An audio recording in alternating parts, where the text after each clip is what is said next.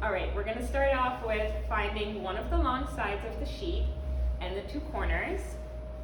You get your hands in there and flip the corners inside out. You're gonna turn the sheet and then with your pointed index finger, grab one of these corners on each finger. Then take what you have on your left hand, flip it over onto your right finger. Switch hands, shake the elastic out a little bit, and then find the third corner that's closest to you. Get your right index finger in there. And then with this hand, you're gonna pick up the fourth corner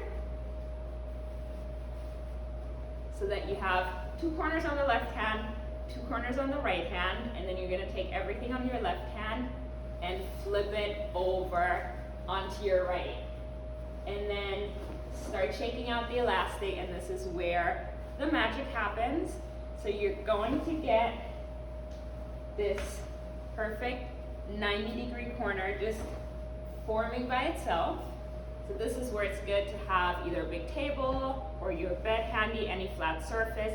You lay the sheet down, and then sometimes here you'll still have some creases within one of the layers. What you can do is pinch the corner here and pinch the side, and then this is gonna seem a little scary, but nothing can happen. Just don't let go. And shake the sheet out, shake out any creases. And then you lay it down again, and you just readjust your elastic, and your sheet here is going to be perfectly smooth.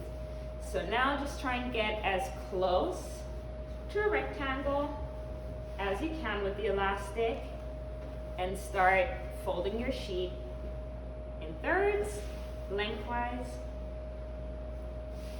And then you can either go in fourths or in thirds. I like to do fourths because I have a small closet. And everything is neat and tucked in. And this is how you fold a fitted sheet.